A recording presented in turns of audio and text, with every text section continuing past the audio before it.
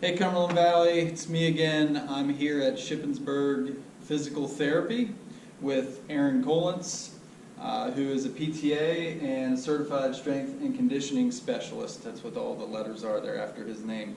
But he's going to help me discuss session 19 of the Tailgate book, which is back injury prevention and proper lifting, and also the next lesson, session 20, which is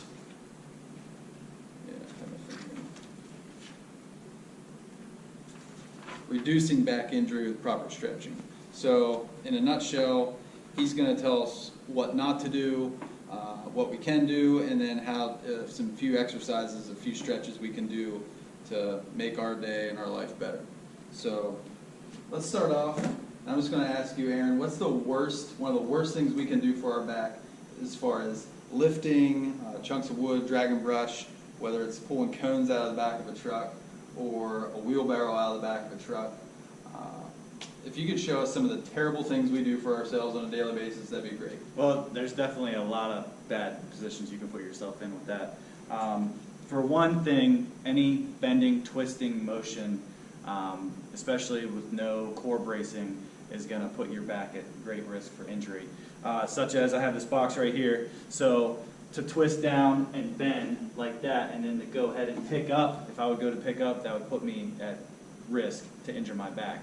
Instead of bending and twisting, what you want to do is you want to turn, face the object you're going to pick up, squat down, brace with your core, and then come back up, keeping that back flat and keeping everything together like that. And then to set it back down, you would want to turn and put it back down instead of putting it back down like that.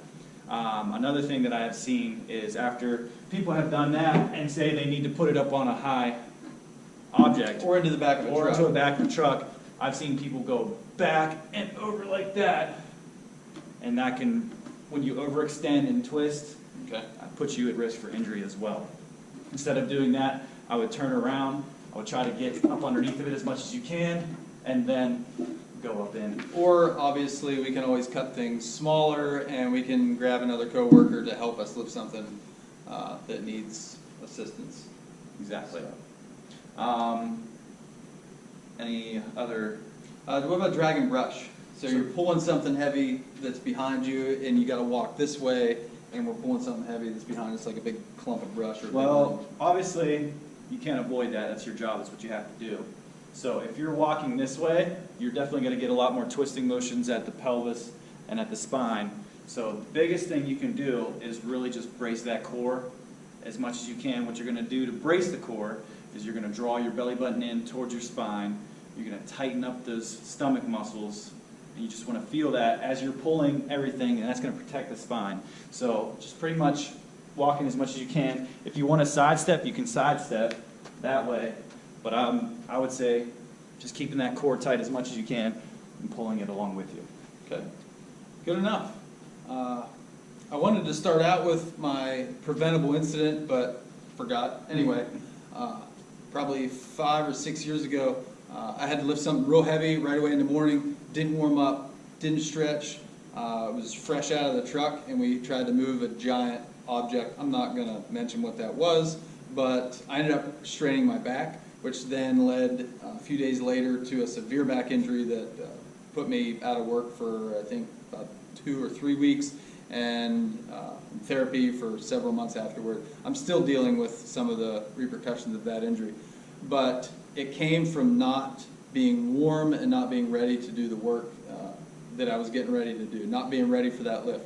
So, Aaron, can you show us a quick warm-up? If we hop out of the truck on a job site and we know we're going to have to do a lot of lifting right away, or we're going to jump into a tree, what's a quick warm-up we could do to get our legs loosened up a little bit, our back loosened up a little bit, to be ready to work to prevent injuries, to better prevent injuries? So typically what we do for our athletes, I know you guys are working pretty intensely as well, we get them to do a dynamic warm-up. Static stretching is typically done after you work and at the end of the day, so that your muscles don't get tight from all of the use that you put in throughout the day. But For you guys, I would say, since we don't have like a bike or you're not going to be jogging or anything like that, just some body movements, just like some normal body squats. And when you're squatting down, the big thing you want to do is you want to focus on keeping that core tight. What you want to do is put the weight in the heels of your feet, sit your butt back towards the ground. You can lean your shoulders, see how my shoulders are kind of almost lined up with my knees. Keeping your knees behind your toes, coming back up, do about 20, 30 squats. That's going to warm up the legs. Then you can start doing some lunges and kind of just stretch out the hip flexors, because the hip flexors get tight. When the hip flexors get tight, they pull the pelvis forward like that. That puts you at a rounded position in your back, and that can cause back injury when you're in a rounded position, because you want that pelvis to be back, want to be in a neutral spine, keeping that core tight. So a lunge with the hip flexor stretch, and then back up, other side, lunge, hip flexor stretch, doing about 10 to 15 on each side. More reps, kind of get yourself warmed up. Then to stretch out the hamstrings, just kind of some kicks, just like that, because we don't want to do any static stretching, because we're not statically lifting. Everything is dynamic, everything is moving. So what you want to do is get that blood flow into those muscles to be ready to lift. So as far as that goes, that's pretty much everything I Okay, have. so that's a good warm-up. And then, so we've done all that, we lifted properly all day, because we never lift something improperly. Right. And then, you know, you're beat, you're tired, you're dehydrated, which hydration is a big key to staying healthy and keeping muscles healthy. Yeah. I know I mention that every time I get a new hire and we're doing orientation. You know, in the summertime, you should be drinking at least a gallon of water throughout the workday. It does not include in the morning, it does not include the evening, but staying hydrated is a key component of muscle health.